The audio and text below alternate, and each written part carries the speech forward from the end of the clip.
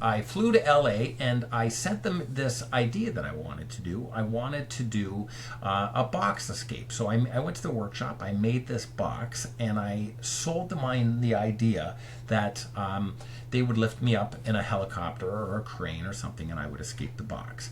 The escape is something that I've done many times, but I had never done it yet for them, and I had never done it publicly like this. So I sold them on the idea.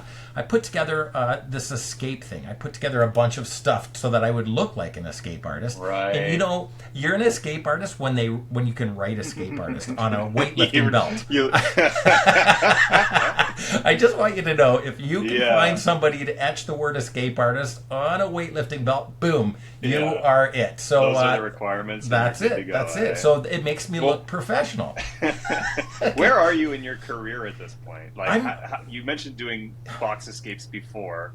I'm nowhere. Is this in my your career. 100th? No. This is my 0th. Okay. I don't think so. I've heard some of your backstory. Like you had sold out Niagara Falls for a while, and you did a bunch of different. Not as an escape artist.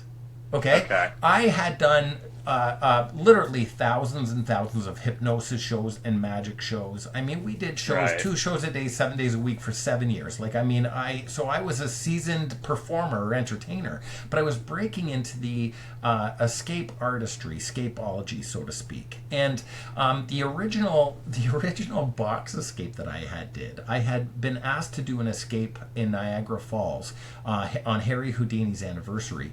And I had made a box, and I had been locked in a box, and they flew me in a helicopter, and I didn't escape. So they landed the helicopter, and they said, "How come you didn't escape?" I was like, "Yeah, I never did this before." So, so stop it. So anyway, so they flew me up there. They showed me struggling to get out of the box. They landed the helicopter. I got out of the box. They flew the helicopter up there. They dropped the box. It smashed on the ground. They landed the helicopter, hooked me up, flew me back up, and we creatively edited a video. So gotcha. Right? So gotcha. YouTube is fantastic. I mean, if you put it together right and it looks beautiful, that's the way it was. So I had pretended to be an escape artist. So this was really my first real shot at trying to explore this. Becoming an escape artist. Like, this was it.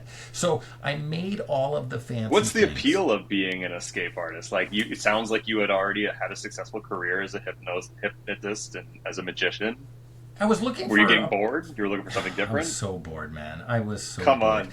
My life was like Groundhog Day. No, listen. My life was Groundhog Day. I mean, I did a 12-hour day, 7 days a week. I parked. I had my own parking spot. I got up, had my coffee and my breakfast, said hi to the kids, drove to the same parking spot, got out, did the exact same show twice in a row, got back in the car, drove home, had a hot tub, went to bed, repeat for 7 years, 7 days a week.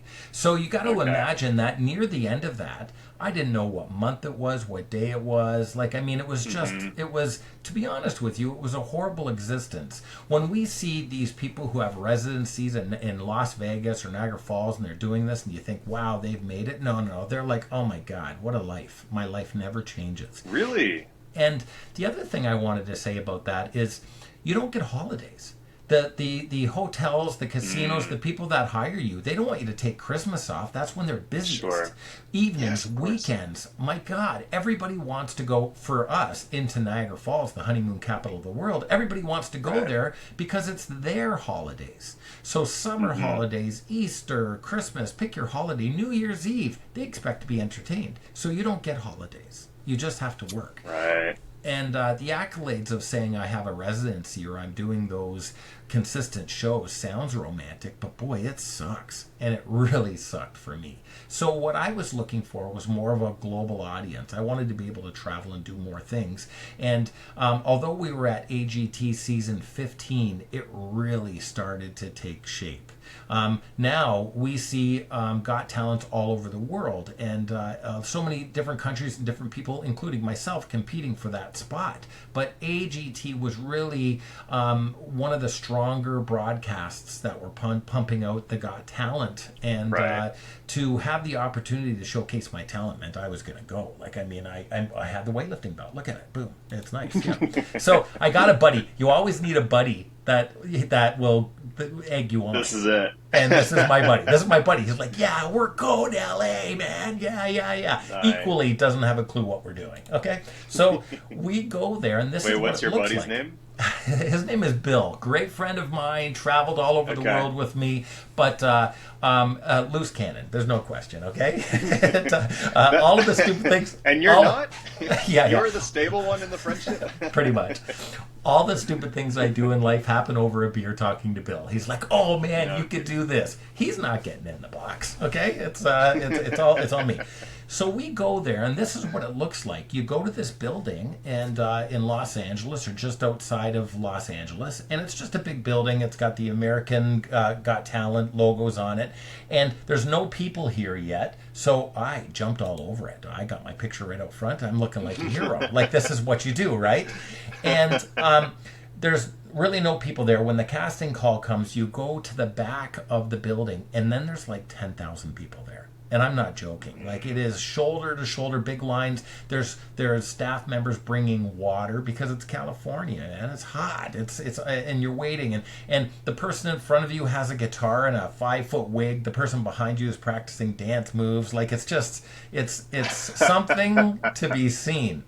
So when they come along, they ask you for your casting number, in which I had one, and then they seen that I was an out-of-towner, so they bring you to a different line. It means that you've already been pre-selected. Some of the people who are in line have never been seen before, but they've seen my video that I've sent. So they take you in. This is the first audition for some people.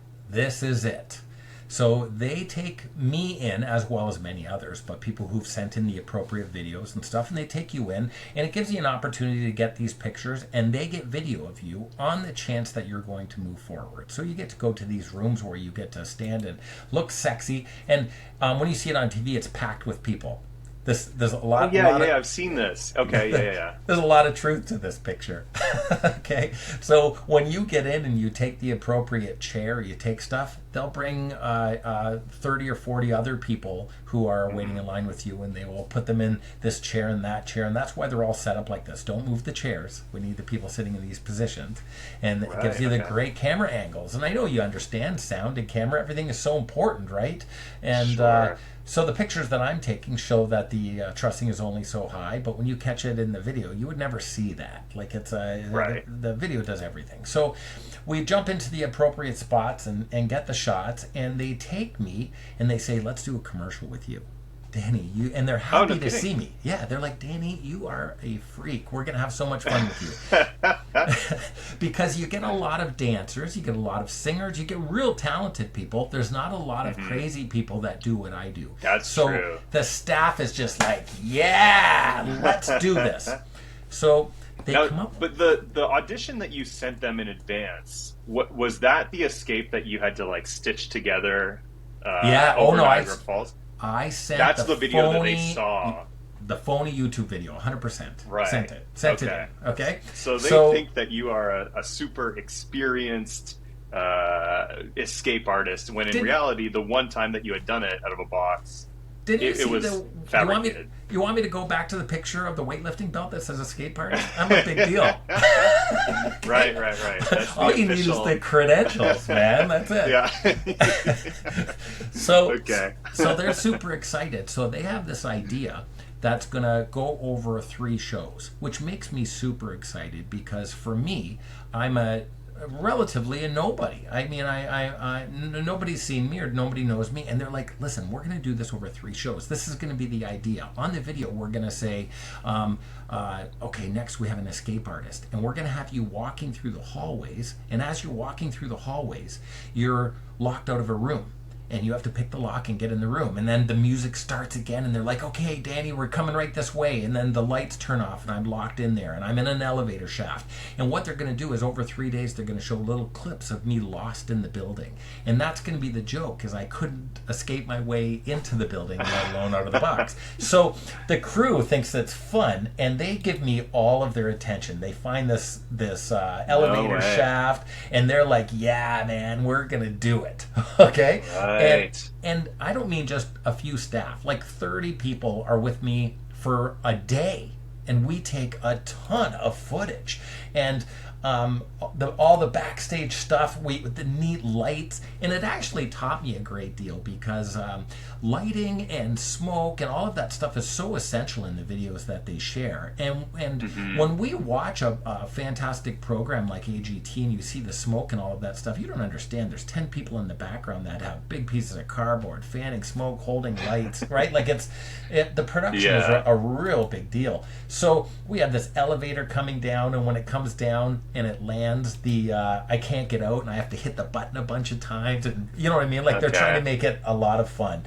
And we are walking through hallways, and it's just like, I mean, it's like the Matrix. Like it's just one of those neat footages where we spend the whole day shooting pictures, and the reality is it's going to show 6 seconds worth on TV. Sure, like that's how it is, right? But not everybody gets this kind of treatment. Like there are other people that are still sitting in the waiting room to either sing or dance, like you said, buddy, and they just get funneled in and funneled out. Yeah, I spend the whole day shooting while probably 5,000 people are coming in and doing their 3 minutes. No kidding.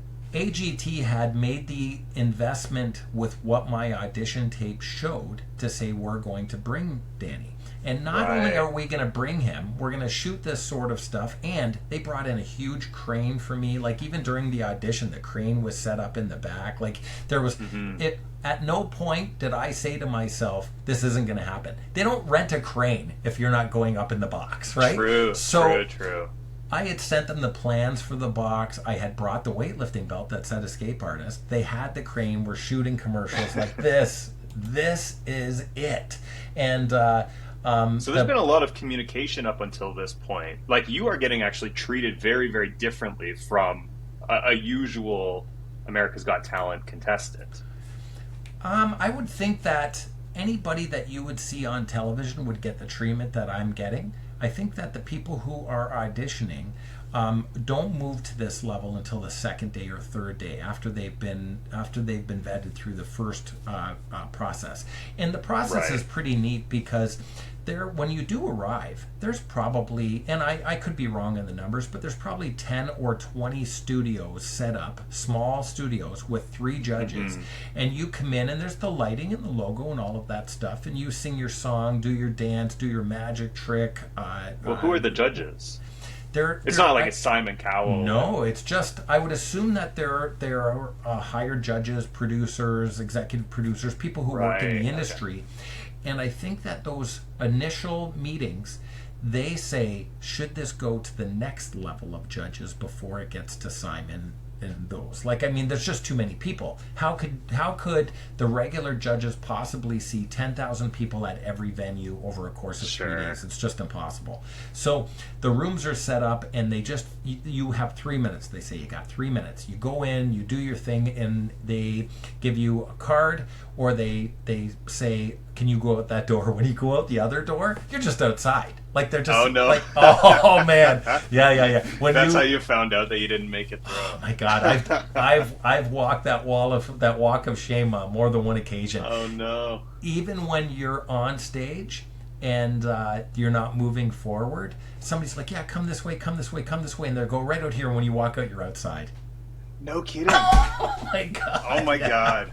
It's pretty incredible, and then you're standing out there with your friends, and you're like, I guess kick you to the curb. I guess I got to call an Uber now. Right off. That's it. Yeah. So my experience for AGT 15 being backstage certainly was different than the other probably 9,500 people that were outside. Okay. So we went through this process and all of these recordings, and it was really incredible. We came up with little escapes, me crammed in a box, and they really, with the utmost respect to all of the staff, they put so much energy into me that I was so surprised, because you have to remember that this was my first real experience with any of the Got Talents. This was it. Right. So knowing that they made this box for me, or knowing that they were using the elevator shaft, or had me chained to a block heater, like all of this stuff, like I thought to myself, it was just fantastic. And to be honest with you, man, I felt like I was going to be a star. Like I'm telling you, look at me right there, smiling ear to ear like a Cheshire cat. I thought to myself, in the next few days, I am like, sign me to Vegas. This is going to be the world's greatest opportunity for me. And I bought into it. The green room, the treatment, everything that I was getting was the best. And because of that, I soaked it all in. They want to take 500 pictures of me? Let me stand and shine. Like, I mean, I was in it to win it.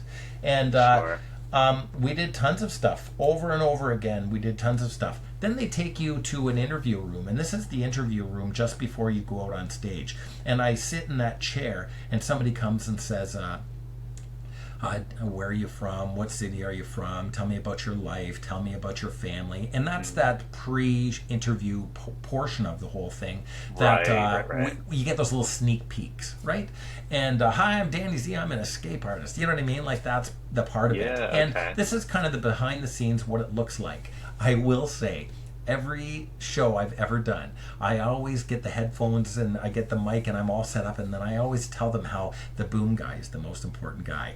Okay? No. And I always tell that story because there's always one guy with a 12-foot boom standing for 40 minutes with his hands over his head. Yeah. And the minute I say the boom guy's the most important guy, everybody laughs, because it's the first time anybody's ever acknowledged the guy with the 4 arms of steel, right? So anyway, if there's a boom guy watching right now, I want you to know I appreciate you. So there you go. So anyway, I try to make it as much fun. If I'm backstage with the staff or backstage doing an audition, everybody's having really long days, and they have like 16, 18-hour days for sure.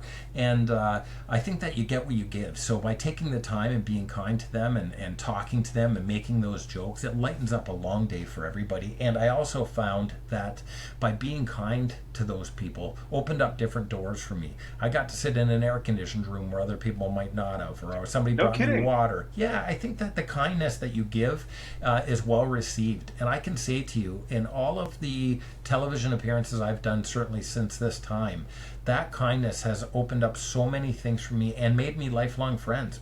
I mean, I go through my contact list of people I've met all over the world that I text or share information with because I ask them about their day. You know what I mean? So I think for anybody watching, if you have that opportunity, really be kind to those people. They're at work and it's a long, long day. So we went through it, and at the end of a couple of days, we had a day of rest. Okay? So wait, you've just done your interview, and is that the end of your day? Like, you don't actually audition at that point? Nope, not yet. It's like 7 o'clock at the end of the day, and I'm noon the next day. And it's outdoors, the big crane. They can't have all of the crowd that's auditioning because I'm going to drop right in the spot that they are and stuff like that. So it's the end of the day. I think it's like 7 o'clock in LA. And we go to the Santa Monica Boulevard. And the honest answer is we're going to have a beer and something to eat. And we are going to celebrate. Like, I mean, you know what I mean? Like, this is it. The next day is going to be a life-changing day for me.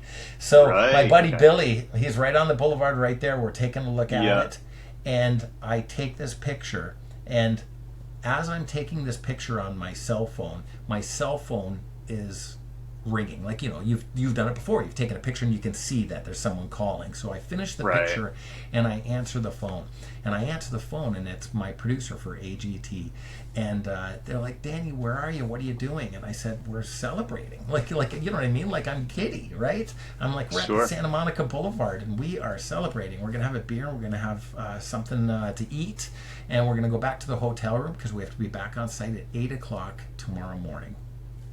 And the producer says, I need to talk to you for a minute. And I'm like, okay, is everything okay? And they said, we're not going to go into production tomorrow. And I'm like, okay, why? What's the deal? And they said, well, we've because we're a big production crew and union and all of those things, there's something going on, and it looks like we're going to stop production for 3 weeks because there's some virus that's happening. No. And I said, okay. And they said, listen, you're going to leave all your stuff here. You're going to leave all your stuff here, and we're going to just come back in a couple of weeks. And but there's this virus thing. So I said, okay. And they were like, we love you. You're a superstar. Blah. All the good things they say. You know, you're beautiful. We love you. Children love you. You know what I mean? So I was like, okay. So I got off the phone and I said to Billy, they're sending us home. There's some virus going on. So we go back to the hotel and we wait, and we have to the production team has to send us new flights and stuff because we're supposed to be there for a couple of weeks, right? So we wait in the hotel, and the next day we have some breakfast and we wait, and the next day we wait, and the next day we wait. And a few days go by, and I reach out to my producer and I'm like, what? Like, and as we all know, the world shut down. Right. The world shut down. And a couple of days into it, I said, I said, what's going on? And she said, what do you mean? We're all off. And I said, I'm at the hotel. Like, what do you mean? And I'm not kidding. She said, oh my God, we didn't get you flights. So no way. Yep. She said, I'm so sorry. Let me make some calls. And a half an hour later, they called me and they said that it was an oversight and that they would fly me home. Right. And they flew me home. We went to the airport. Oh my God. The timing is insane. Me and Billy were the only people in the airport. Right. We flew, and we were the only plane. Because we were days into when the virus had hit, because we were days into it, the world had shut down, but they had to get us home. So when we flew, we were the only people. It was us and the flight crew coming back from California. So we went from LA to Buffalo, and it was the oddest feeling ever. It's a feeling that I don't know how many people experience, and I'm sure people experienced it all over the world in some fashion, but we probably witnessed the demise of people at the airports or those things. But because I was late and held up, there was nobody. And we couldn't get a cab. I had to get they had to get a private car to take me home because the cabs weren't running. Like, all of those things, it was just silence. And I flew home, and life went on. It's funny because I'm in the backyard with my family, and I'm trying to do what you and everybody did. You're existing at home, and you're not going anywhere. And it's so funny because I got this picture where this little bee landed on my finger. Such a simple thing, but I remember looking at it and taking a picture, understanding that life goes on. Does that make sense? Right. It was a magical moment for me when we were all dealing with such a peculiar time. But the timing of this is insane to me. Like, literally, like less than a day, like less than 12 hours away from the big audition that you've been so excited about. The whole world shuts down. Like, it could be one day later and maybe something different would have happened, but it happened to be like literally 12 hours away before everything got canceled. That's insane to me. It was. And to me, it was so disheartening because after having such a long career in the entertainment industry, to me, I thought this was the big break. This was the life-changing moment for me. Right. I really thought that this would put me on a global scale and change my family and my career. And when everything came to a crushing halt, as it did, not just for me, but for the entire world, we recognized that instead of it being 2 weeks, it was like 2 years. And when all that time went by, and eventually things started to open up, they weren't having crowds anymore, and there was no need for me to be on that ATT. Right. So, oh my goodness. You know what? I stayed home with my family, and we did everything that we could just to get through.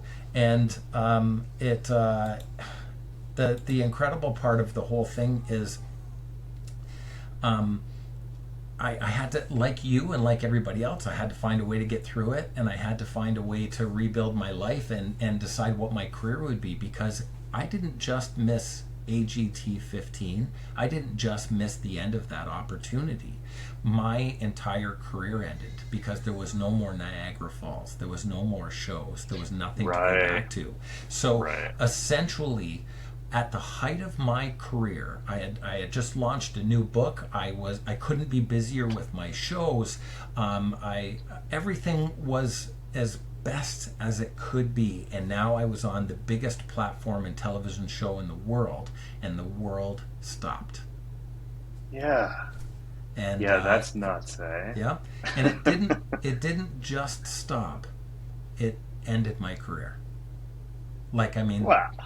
No, listen, my career started again. I can say that to you, or we wouldn't be talking. But the honest answer is, I had no more show in Niagara Falls. As a hypnotist, a magician, what do? You touch people and you're close to them. Nobody wanted to be touched anymore. Like, I had to rebuild and revamp everything. And I had to, like many people, I had to become a chameleon. And I had to do some construction and do some other things to make a living, because the entertainment industry didn't just stop for a year or 2 years. Even now, it's changed. We're getting back to the point of crowds and concerts and all of that stuff, but it took years to get to that level. And I have to say to you that it was an eye-opening experience for me. It did a lot of things. One of the things that it did was it gave me an opportunity to spend time with family, as it did you, or as it did anybody else. I mean, the honest answer is, I didn't even know my family. I was doing so many shows and doing so much that I was a part-time dad, so to speak. You come home and you say hi to everybody, and you have a little breakfast and some stuff, but you're gone. And I got to fall in love with my kids and my family again. I got to do all of those things that I said that I would do around the house, but never had time to do before. And I got to revisit that. And then as things opened up, I got another call and things started again.